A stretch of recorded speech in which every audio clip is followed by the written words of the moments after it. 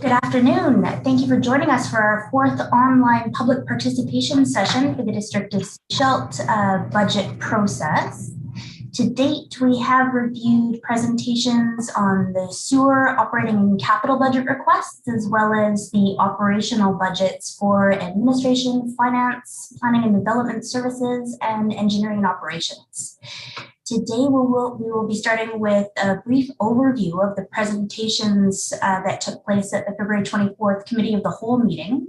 Those were from the Engineering and Operations Department, as well as the Planning and Development Services Department. And after each of those brief presentations, we will open it up for questions. Today on the line, we have our Senior Staff Director, Andrew Allen from Planning and Development, and Director Kern Dillon from Engineering and Operations, as well as our Director of Financial Services, David Douglas. Communications Manager, Julie Rogers, and some other staff. Oh, Liz Roberts, our Human Resource Manager, as well as our Mayor and Councillors. So with that, I will pass it over to Director Dillon to kick off the overview of the presentation from the Committee of the Whole meeting on February 24th. If anyone would like to review that full presentation, it can be found on our YouTube page, and more information on our budget page on our website as well at cshelt.ca. Director Dillon.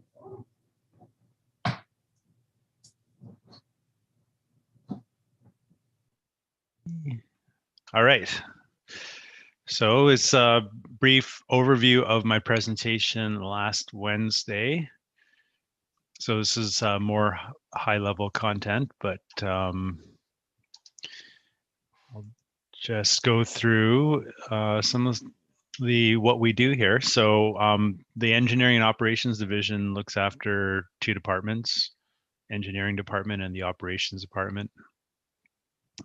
The Engineering Department does most of the design, planning, project management, construction implementation, and a lot of that high-level thinking that needs to happen to get things moving. And so the areas that we cover off in the engineering department are development engineering, which is basically how we oversee private development and how that occurs in the district. We look after the wastewater treatment and collection system, solid waste collection, how overland drainage and groundwater, that's hydrogeology is just a fancy name for groundwater, and natural assets are maintained and looked after in a way that they don't pop up in spots where we don't want them to carry water to. Water conservation, obviously a hot topic here, but this is how the District of Sechelt can do things to improve the water conservation side of things. So just so everybody's clear, it's still SCRD that looks after water and has a primary responsibility over supplying drinking water to residents, but we try and play a role in terms of how we can cut down the amount of usage. Active transportation is how we get people to use more cycles and more walking to get to work, to school, to the various areas they need to go in their lives. Green infrastructure is how we can build infrastructure so that it's more sustainable, uses more sustainable materials, can be done in a way that reduces our carbon footprint, and also handles stormwater runoff in a way that's environmentally sustainable. Major municipal construction is where we look at the condition of various assets, whether they be storm, sanitary, or road assets. And if all of these assets are showing major forms of deterioration, then we will lump those together as one major project and complete it all as one project.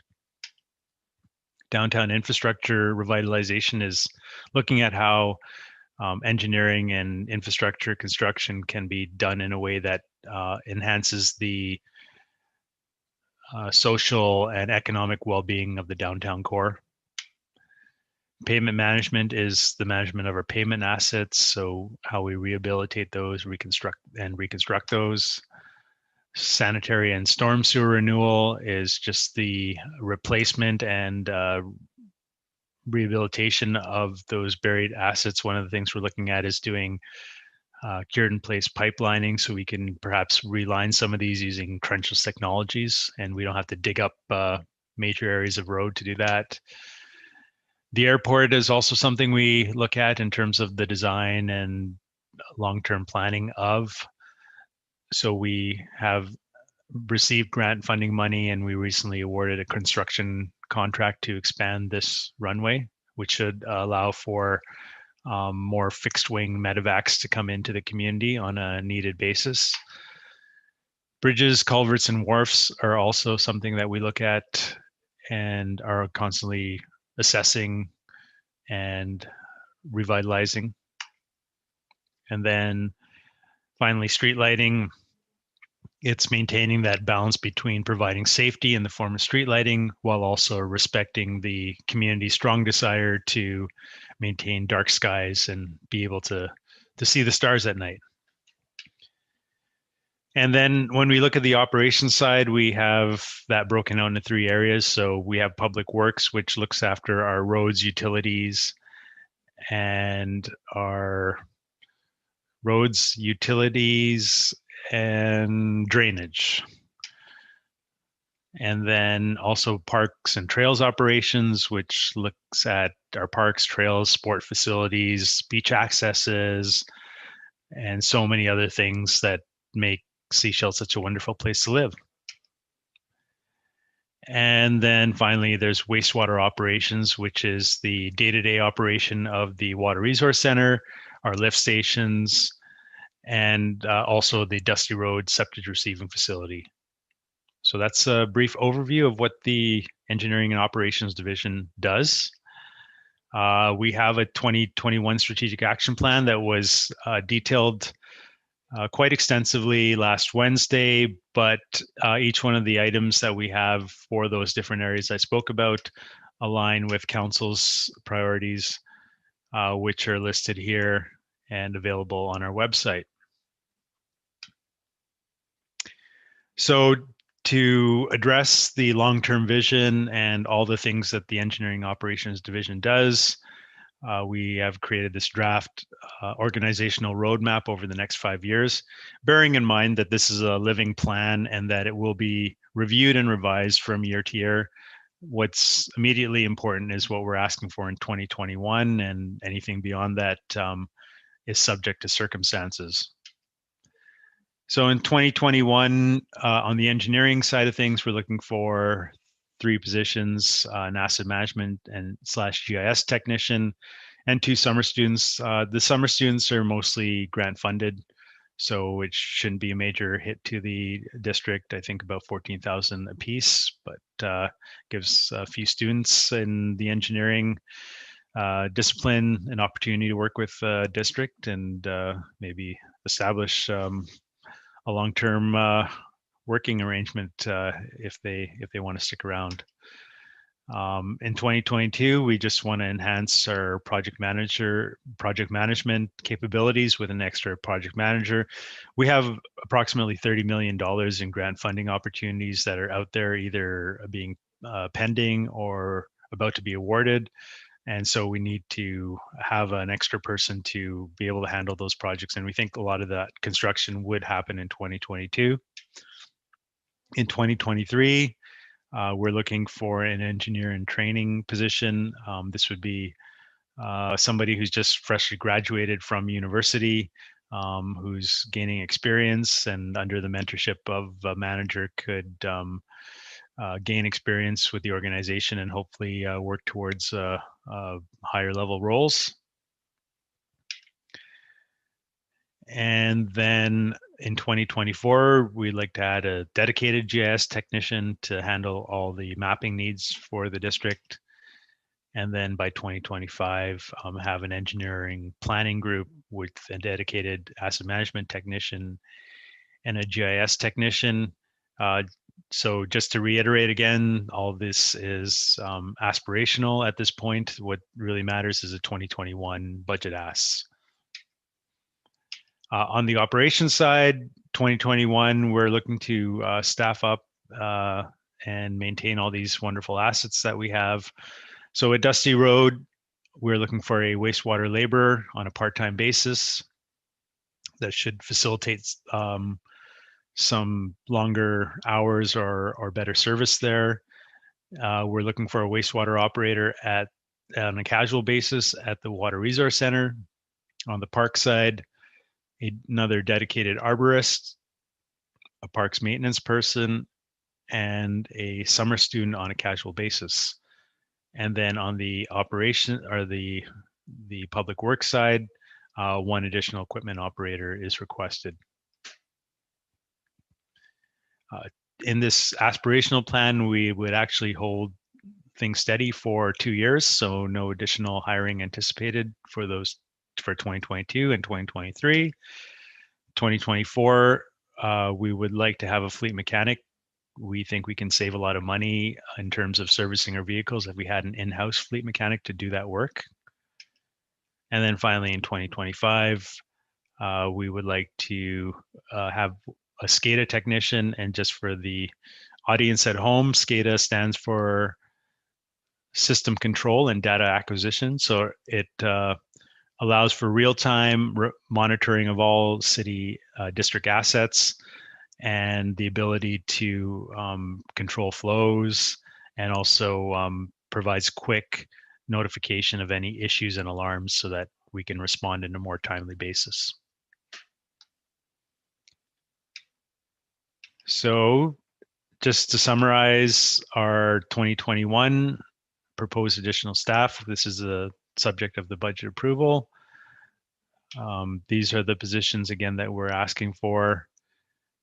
Engineering asset management GIS technician, 2 engineering summer students, a wastewater laborer at Dusty Roads, wastewater operator, an arborist, a parks maintenance person, another summer student for the park side on a casual basis, and an equipment operator for public works.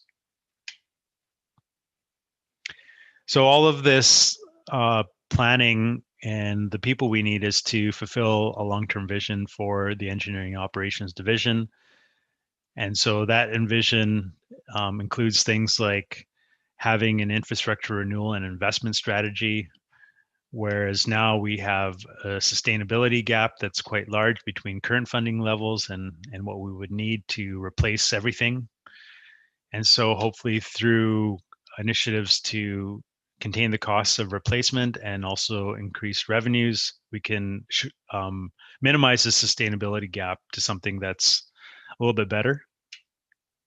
Some of the cost containment initiatives that we would like to get moving with here are renewing our buried infrastructure using cured in place pipelining, doing a comprehensive crack sealing program on an annual basis to extend the life of our pavement assets, and looking at building retrofits and how we can reduce the energy consumption of our buildings.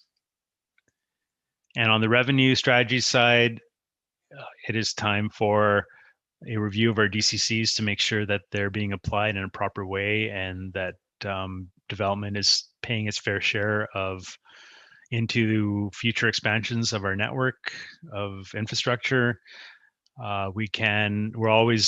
We're really good at grant writing, but we can always be better. So I'd like to see how we can improve that. Looking at from the planning side of things, how engineering can facilitate densification and infills so that the urban footprint is smaller and creates more tax revenue per square kilometer. Streamlining development so that the right types of development happen and there's housing options for new residents that come here and also existing residents. Restructuring sanitary sewer user rates, setting those appropriately based on different types of land use. And then some municipalities are also looking at stormwater utility user fees. So that's something we can look at for Sechelt and see if it's appropriate here to generate some revenues to offset the cost of maintaining our stormwater infrastructure. So with all this work, we're hoping to have a community that moves from the low end of active transportation in terms of a community score to the high end.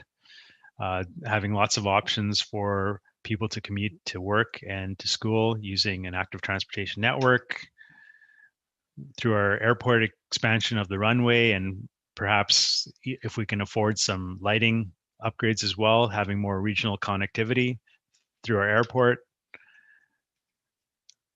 using our reclaimed wastewater to uh, use in times where we have water shortages to use for landscaping purposes or non-edible crops, streamlining development in a way that works well for the community developers, but also creates the right type and sustainable type of infrastructure to meet the long-term needs of the district.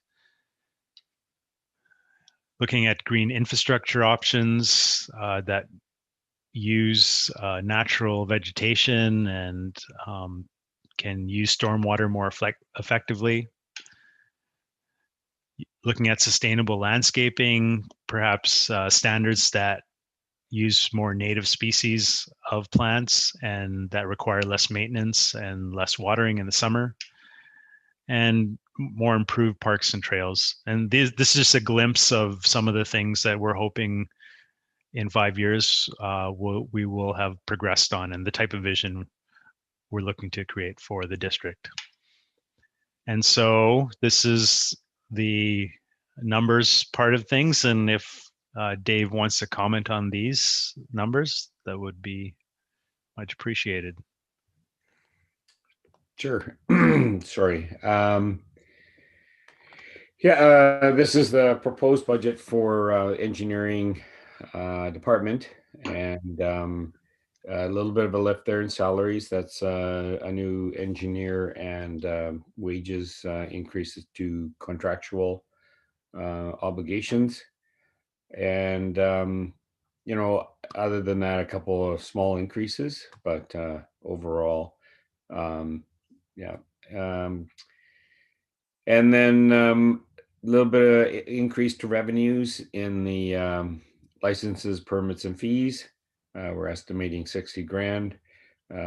Council has asked for us to review that number just to make sure, which we will be doing at our next time we're talking about the engineering department. Is there, yeah.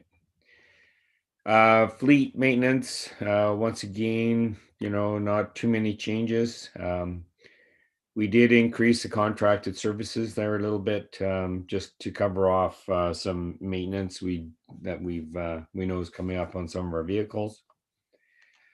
All right, next slide. Municipal buildings.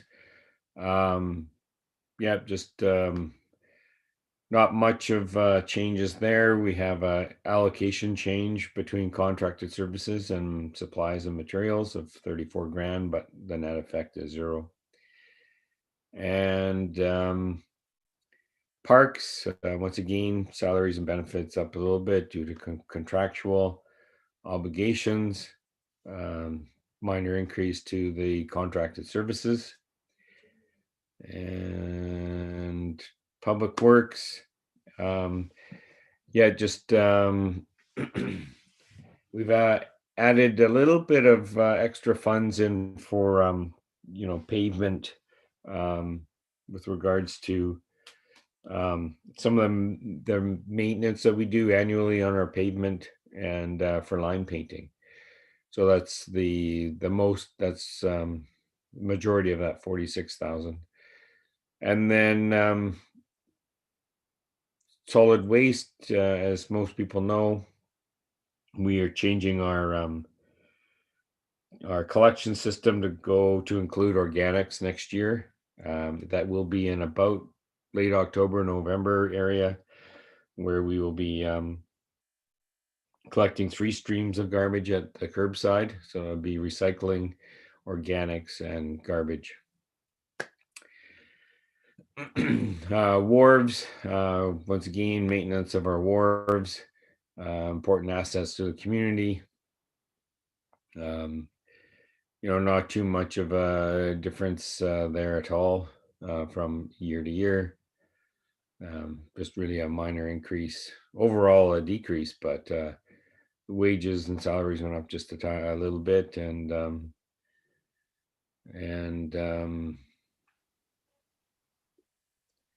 professional development came down a little bit. So. Okay, great. Thanks, Dave. Director Douglas, for that overview of the numbers. So, as I said, this is a much abbreviated version of the presentation I gave on Wednesday. If you want to see the full presentation, just go to the District of Seychelles YouTube channel and look for the February 24th, 2020 Committee of the Whole meeting. In there, I talk a lot more in detail, a lot more specifics on what the actual priorities are, and they're all listed there. So that is up on our YouTube channel to watch at any time. And so did we want to, Carrie Ann, did we want to save questions till the end, or did we want to have questions at the end of each presentation? We can check in on questions at the end of each presentation. We don't have any members of the public who have joined us on the Zoom platform currently, so there are no hands up or questions in the chat, other than we have had one question from a councillor. Just to clarify, Director Douglas, you had mentioned the organics program that's going to be rolled out. Could you provide a little bit of details on the timeline for that? Yes, we're looking at late October to November, and what will happen is garbage will be picked up every 2 weeks. Organics will be picked up every week, and recycling will be picked up every 2 weeks. So that'll be starting this year. Yeah, November this year. New schedules will be put out, and we'll be putting out information on what can go into each stream, and so look for that in the early fall. But we're not anticipating any fee increases until 2022. That's correct. Great, thank you. I'm just checking for other questions. Our email box, we haven't received any. Were there any other questions from councillors or staff on engineering and operations?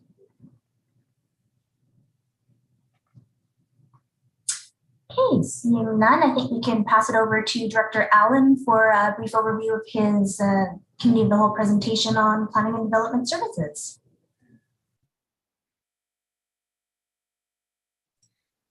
Great, thank you, Carrie Ann. So yes, I'm pleased to go through the work plan for the Planning and Development Division and what we're looking to accomplish in 2021 and how that relates to the budget and so forth. So the Planning and Development Division has the three components. They should say the three departments. There's Development Services, which is commonly referred to as planning. There's the Bylaw Enforcement, and then Building Inspection. So the primary work plan component comes from Development Services. Certainly Building Inspection, for the most of their time is spent with inspections and the administrative oversight of buildings. We do have a work plan item to amend, to update Building Bylaw 409, both to improve our fee structure, update some of our terminology, look at current issues, as well as prepare for STEP Code Level 2. So we'll call that a refresh rather than a complete rewrite of that bylaw. And our Chief Building Official, Mr. Nias, has taken a keen eye to this already and has great industry knowledge and comparables to other municipalities. And so we are keen to make some headway on that for the intent of improving our processes, becoming consistent with local municipalities, Gibson's and Sunshine Coast Regional District as examples. So we see great gains for improvement there. Mr. Nias also has his eyes set on improving our permit review and issuance process, speeding that up. And at one point early this year in 2021, we had over 30 permits in the queue for people waiting to receive, people waiting weeks and weeks. And we've cut that down by 2/3 and are looking towards permitting systems through our property license and land module of CityWorks, which links to our on-base file management storage. And when we have this all electronic, it also speeds up our freedom of information requests and so forth, and overall makes our building division more efficient. So making great gains there. The Bylaw Enforcement Division supports us. They support the organization as a whole. Their bylaw enforcement is not strictly related to planning and building. It relates to any number of items: parking and traffic, noise, so forth, impacts of construction, and so on. So they're busy and working as hard as ever. And then from there, I'll be happy to run you through the overall work plan for the planning and development. And I will attempt to put that on the screen. It's just overlapping my Zoom screen, so just minor technical delays here while I sort this out.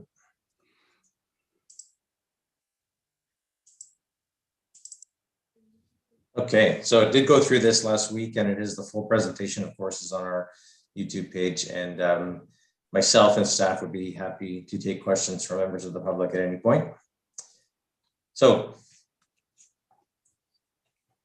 my mouse, here we go. Key policy projects. I think it's well known that our zoning bylaw is the key priority. We're working on that. We're making some headway. We are moving through the issues, juggling, managing our time as it relates to all of the other ongoing daily demands. But it's under draft at the moment, and expect to see that in more detail this spring. Other policy projects, the community amenity contribution policy. And this relates directly to our strong development activity and regular requests to exceed density, either provided for in the zoning bylaw, and in some cases even to exceed density as provided for or suggested in the official community plan. And so sometimes when there's increased density, there's increased impacts on neighborhoods and communities, and there's also increased opportunities to advance some of our capital project priorities and so forth, and to simply make our town a better place for its residents. We have had the official community plan review on the books for a couple of years. It was adopted in 2011. It does have some great content in there. Could use a bit of a reorganization, updating some of our policies, particularly respecting density downtown, strengthening our urban containment areas, strengthening our priority of downtown first, bringing in some more design policies and so forth. So lots of great work to be done there, and hope to start that later on in 2021. And I jumped ahead. Climate adaptation, I think, is also very important. Having plans in place that would line us up for future grant opportunities would be a key addition, key improvement throughout our work plan this year. We've got the ongoing policy for the road namings. We want to introduce categories and additional roads and names that make sense in certain neighborhoods, certain locations, matching themes, creating new themes. So there's some interesting work to be done there for sure. Try to identify our landscaping process requirements. What's the appropriate threshold, the appropriate amount of landscaping? We want to see excellent landscaping. How do we find the appropriate amount? The security, the financial security that's laid away in relation to that, and so forth. So there's lots to think about how we manage that money and track the money when we have it in place and know when to give it back. So there really are some refinements there. And other bylaws that are in place that we can consider, including, or consider updates to sign bylaws, tree cutting bylaw, mobile vending, and so forth on our work plan for the community planner to make headway this year. And also noting that the community planner and the planning department will be working in coordination with the engineering public works division on updating transportation master planning, really linking in active transportation opportunities that are identified in both the official community plan, the 2007 Seashell vision plan, connecting neighborhoods and so forth, sharing streets, vehicles, pedestrians, cyclists, scooters, particularly in our downtown core, all key areas of improvements, and we're keen to make those. And while certainly less exciting perhaps, but also equally important is integrating our software, updating our processes, creating better file management, file storage, and retrieving. It helps not just us corporately, but the community as a whole. It's frankly, we get a lot of requests for people to see mechanical design of buildings, even single family homes. And when they're shoved in a paper in a box somewhere off site, it's difficult. But if we have this stuff at our fingertips through the on-base program, it's really going to enhance our business process. So we hope to make some headway there this year as well. And I'm sure everyone's well aware the development industry is strong. The real estate market is demanding. We receive inquiries daily respecting everything from size of an auxiliary building to a lot split, subdividing one property in half, through to major applications for, say, green court, trellis, the Wade building, community services, extending from our typical 3-story height to up to 6 stories. These are demanding large projects, and we've had great success in 2020 and look forward towards implementation of a few of those. The Grand Excelsior, that name might not jump out yet to folks in the community. At one point, it was known as the Trails Development, and it's 3 large properties west of Wakefield Road, all the way towards Leanne Road, or across the highway from Hill and Dale Roads. Significant piece of property. It's within our secondary growth area. We are reviewing how would we proceed on this property and so forth. And so major time, major initiative, and it's something that we're trying to find the right balance for with our staff time. Not to mention developments on the horizon. Here are just a little bit. That are some that are have been active, maybe presently inactive, others that we know are coming. And this is the snapshot here. There's several more that we suspect are coming, but we don't have applications for yet. And undoubtedly, here we are early in the year, undoubtedly there'll be other applications that we spend a fair amount of time on in 2021 that we haven't even come across yet. But the one at the top of the list there, the Ed-Tide rental building, albeit a rezoning and possibly amendment to the official community plan is in order. There's a property on Ed-Tide, and we have a property owner who would like to construct a purpose-built rental building, market rental, but nonetheless for the purpose of rental. And so we're very excited about that. I think mayor, council, and everybody is keenly aware of the need for this and the benefit for this in our community. So look to see more on that in 2021. And so again, I mean, this is under the title here says work plan. It's not so much work plan as it is operational for bylaw enforcement, but just to reiterate, these are their key: parking and traffic, noise, dog control, homeless concerns. So you can see, although noise does relate to land use and construction, you can see that these are much broader than just simply planning and building inspection. You know, this is about community as a whole. And the bylaw enforcement, I mean, soft on the enforcement in some cases, really spend a lot of time being community ambassadors, talking to people. Business licenses is in here. We're dealing with a business manager in Sechelt today who the license was somehow missed in translation when the property sold, and this individual needs to confirm he has a license for his immigration papers. And that's something that we are helping with, and our bylaw attends site and tries to reenact the application form and help this individual. So it's more than just writing tickets and writing stern letters of warning. It is a community assistance and ambassador role as well. And that was evident last spring, also particularly at the outset of the public health emergency, both playing community ambassador on our own accord, assisting with Vancouver Coastal Health, training recreation staff who work for the regional district on how to be community ambassadors. So this is a big job. We have 2 folks, they do it well, and happy to reconfirm that we recently filled a vacancy for bylaw officer with a member of our public works staff. So success story when we can train and develop from within, and everybody's very pleased about that. So we also have projects that simply perhaps exceed our time allowance and we need assistance on.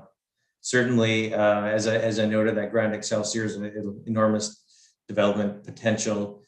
We need figure out the phasing and how this might work. So we have a consultant planner who's assisting us on that on a small temporary contract. Should we determine to go through and create a short-term rental bylaw, that would be something that we would seek consultant assistance on. Well, we'll tackle the piece on the zoning first, take it one step at a time. go from there. And then we will then look towards potentially a consultant drafting that bylaw. And then the official community plan, undoubtedly staff and would have an enormous role in this once we dive into it. But the focus time that it takes to write and develop and coordinate a plan is something that might be best done off-site, away from the demands of lot split subdivisions and property inquiries and so forth. And really the expertise, it's a great deal of work, and it's something we have been budgeting for and planning for it as well. And I think I noted here, I went through a description of each of the positions that we have in our department. That's available on last week's presentation. So at this point, rather than going through their duties, I'll just reiterate who we have. So in addition to myself as the planning director, we have a development planning manager, we have a chief building official, a community planner, a planner 2, planning technician, building inspectors, 2 building inspectors, 2 bylaw officers, and then our planning office assistant. So that's our team as it stands to date. Now, I know we will, as part of the formal budget process, follow and circle back with the HR module and the plans for the future and so forth. So I'll just touch on this very briefly. I think at this point we're seeking some assistance with the development planning, which again, as it ties to the real estate market, is very strong, very demanding. And we're finding particularly the smaller subdivisions, the lot splits 2-3 lots, we're finding that we are missing a piece for somebody to work on these files, to engage in the pre-application meetings. We're not able to provide the level of customer service on these smaller applications that the public has come to expect, just simply to the overall volume. And then we also have a need for further assistance in the planning, or pardon me, in the building end of things for this year, at least to assist with our transition to electronic documents, to follow up on expiring permits, coordinate notice on title reports and so forth. And so as it stands, this would be our organizational chart for now. The yellow applications being potential additions, blue being staff, green manager, orange director. And it shows it, as noted, it's a strong team. We're a cohesive team. We're building together. Many of us have been here for just a few years, probably all within 5 to 6 years. And we're really coming together and developing some consistency and some expectations of how we can provide excellent, not just customer service, but professional review of applications, meeting legislative requirements, and overall meeting council and the public's expectations of how we would operate. I'll skip through the future years, as that's a topic for an additional meeting. And I have now the next 3 slides are budget slides. And Director Douglas, if you may, would you like to speak on these? Sure, thank you, Director Allen. In the building inspection area, the chief building official has been added in there, and then for wages and any contractual obligations there. And licenses, permits, and fees, we're looking at those are being increased by 50,000 this year. We had a strong year last year, and it looks like it's the same this year. So we're budgeting up to that level for this year. Next slide. Bylaw enforcement. Once again, no increases here, just general for contractual obligations, and a little bit there with professional development and dues. And finally, development services, just in wages and salaries, just to increase to contractual and obligations. And Revenues there, a small increase of $15,000 overall, but yeah, overall pretty close to last year. Okay, I will pull down the screen share here. Thank you, Director Douglas. Thank you. It looks like we have 5 people currently watching live on YouTube, and one new participant has joined on the Zoom platform. We have also received one question by email related to planning and development. But before I read that one out, I would open it up to any questions from the floor.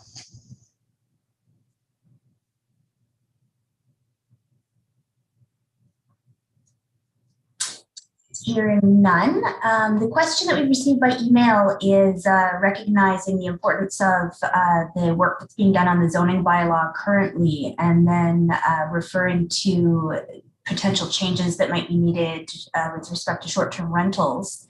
Just wondering if Director Allen can comment on the work that is planned for looking at short-term rentals and potentially collaborating and making sure that any rules that we might change would be in alignment with other jurisdictions on the Sunshine Coast. Before Director Allen goes into that, I think there's another piece to that. I think it's looking at, yes, what would we look at for short-term rentals? But I mean, I read the same letter, so I know where you're coming from on that one. If we put in a new bylaw, is it retroactive? Does it impact those who already have licenses or not? Is also part of the question. That's a great question to follow up on the end of that. Certainly when one has an established use or an established building and the bylaw changes, that nonconformity becomes lawful and carries on. Right. So every short-term rental, really, when you think about it, we have to dive into the details and examine if somebody has a license and they meet the short-term residential rental requirement in zoning bylaw 25 presently, then yes, they in some cases could be able to carry on. If somebody is doing something that is clearly more commercial than it is residential and don't have authority to do so, then that's not quite the same level of establishment of nonconformity. But really, I would suggest we need to examine that and perhaps even have a legal opinion as to how we might proceed with any implementation of new regulations on existing residential units, residential rental units. So respecting the zoning bylaw, I think it's not a great level of detail that a separate bylaw might provide, but what it does is establish which zones residential rental on a short-term basis can occur. It may establish some related regulations, such as how many parking spaces, how many guests at one time, possibly how many nights per year it could be rented. We'll have to look at, make a recommendation on the aspect of on-site operator. Then we start, so zoning regulates land uses, buildings, and structures. But when we get into operations and on-site operators and number of nights per year, we might start deviating beyond the simplicity of regulating land and into regulating business. And that's where we need to determine where that distinction will be between zoning and future bylaw. So it's a challenge for us, for sure. Thank you. And as far as approaching these challenges, are we looking at potentially working with a consultant on a project like that, or would it be handled in-house? If it's relating to the short-term rental bylaw, a separate bylaw, I think we would look towards a consultant for that, yes. Also, respecting consistency, we will look at, I don't believe the town of Gibson's has adopted the short-term rental bylaw. I know SCRD has. We will look at what they have written and consider it, but I think they went into some level of detail respecting bedroom size and so forth that we do not at this time propose. Of course, staff will be pleased to follow up on direction from council once the bylaw is in fact presented. Great, thank you. Any other discussion or follow-up comments on that from Mayor or Council?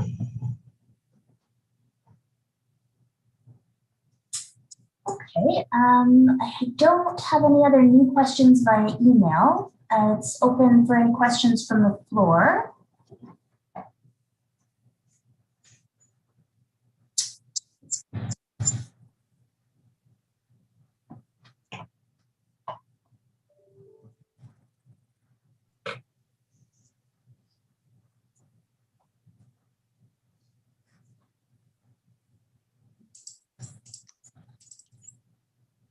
I can add a question in there for you, Carrie Ann. Director Allen, I wonder if you could give us a little bit more information on how bylaw operations work. My understanding that we have 2 bylaw officers. When I, scan through social media and see what kind of questions people are generally asking or talking about, it's mostly about things that occur on the weekends, noise complaints, crab fishing, fishing and swimming on Davis Bay Pier, things like that. There's a lot of things that occur outside of the 8:30 to 4:30, and I'm wondering if maybe you want to enlighten us a little bit on how bylaw enforcement deals with such things.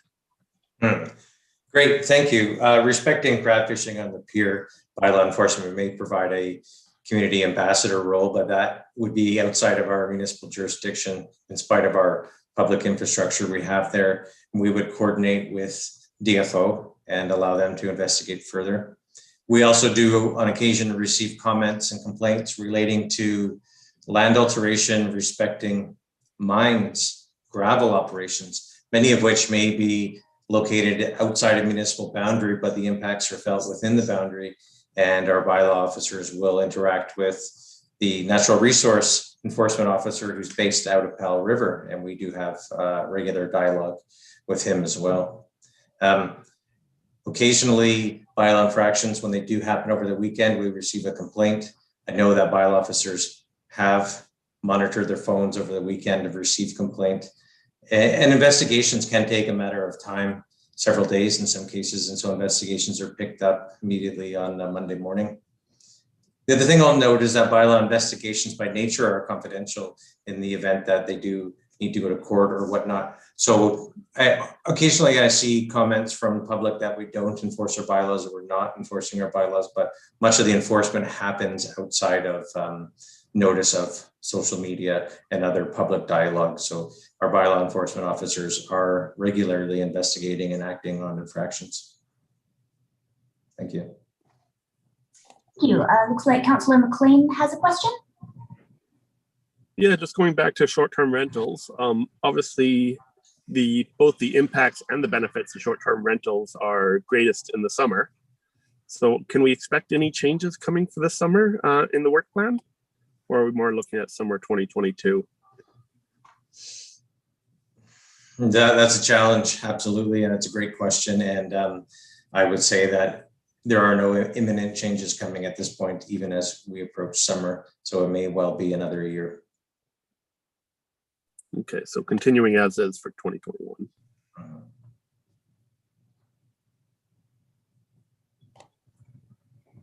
Looks like we have 6 watching live on YouTube now, which is great. No new questions via email just yet. Any additional questions from the floor? I see that a new participant has joined us on the Zoom platform as well. I wonder if Ms. Polson, since you, the executive assistant, have been responsible for creating and uploading surveys and the advertising around the budget process, maybe this is an opportunity to highlight the surveys that are still open on the website. And are you getting much feedback from citizens on those? Great idea. Thank you, Ms. Rogers. The surveys are getting lots of responses, which is good. We will be having a full presentation. Oh, sorry.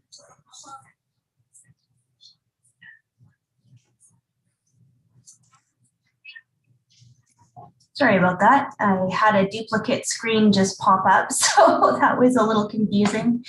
I was just looking to pull up the survey so I can see if we do have any questions we can ask live on there.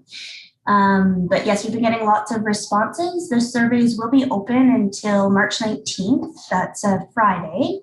And we will be bringing a report forward to council with information on the feedback from those surveys as well.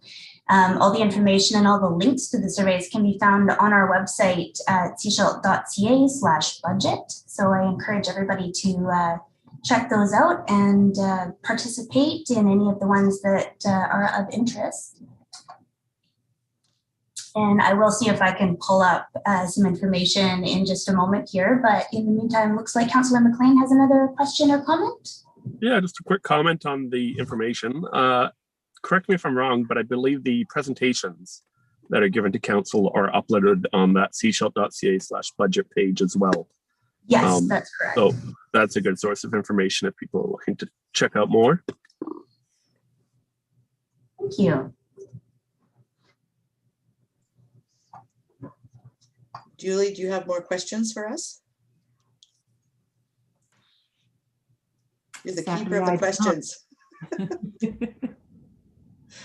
Well, we do have 7 minutes left. So one of the, this is going to be for Director Dillon. One of the questions that I see frequently on social media, or maybe it's not a question, a comment, is with respect to our roads.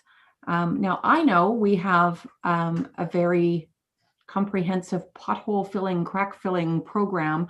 And as a homeowner, if the roof is leaking, I would rather patch it than replace the whole roof. I wonder if you can give us a little bit of an overview on our roads, what our maintenance program looks like, and when do we get to the point where we, give it up and do a repaving? I know I like to wait as long as possible before replacing a roof, and I imagine it's the same with a road. So what kind of decision making goes into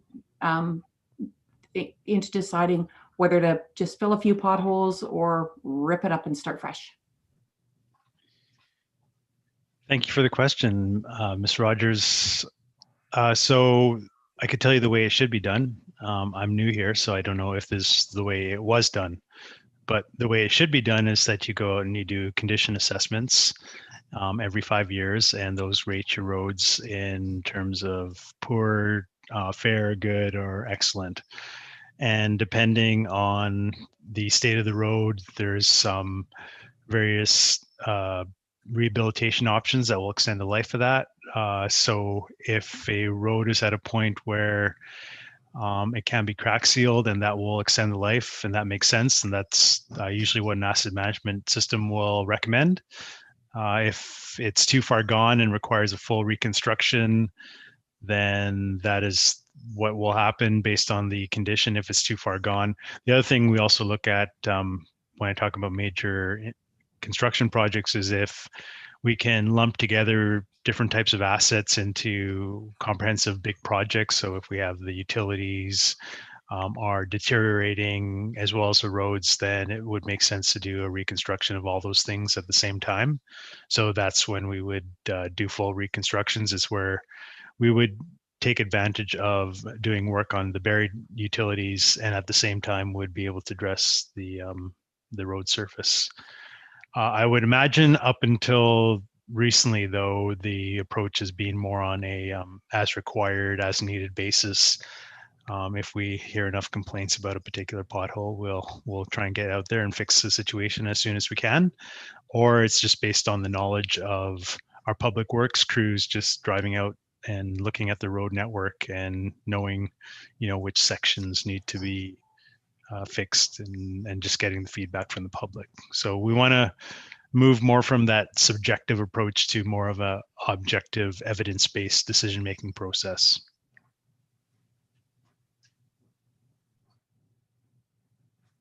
Thank you. We just had a question from Mayor Seegers just on which surveys are currently open. So we do have surveys available on sewer. That's the operating and capital presentation that took place on January 27th, as well as a parks survey that covers parks and trails and other recreational facilities. We have a survey on public works, which covers utilities and drainage as well. The arts and culture survey has been very popular. We're getting lots of really interesting comments and feedback on that. And the planning and development is the latest survey that we had issued just a couple of weeks ago, I believe. So we are collecting information from all of those now. The surveys are also available in hard copy in the library entrance, and those can be submitted downstairs or by mail. And we are planning to issue one more survey before the end of this month, well, this week actually, on protective services. So just interested to get some more feedback on bylaw enforcement, RCMP, and start that discussion as well. The next committee of the whole meeting will include presentations from the RCMP as well as tourism and the library. And that is next week, Wednesday, correct? That's right, March 10th. Thank you. We will also start looking at capital next week as well. Okay, we only have a couple of minutes left. I just wanted to put a shout out for asset management. You've been hearing from Director Dillon in particular about asset management over the last number of weeks. And that is actually having us gather information on the state of all of our assets. I know that, I think it was 2012, we did the McElhaney report on the status of our roads, but we haven't really done a lot of work on that since. And part of that is how do we go forward and actually maintain the assets? So what is the state? You know, and as he indicated, we need to update that about every 5 years. And then how do we actually pay for it? Because those repairs and replacements are costly. So that's work that we're doing behind the scenes.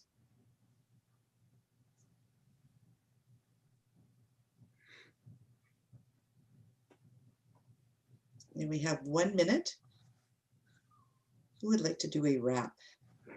There is a comment in the chat. The comments reads, the slide presentations from the last COW, Committee of the Whole, are not shown on the agenda website.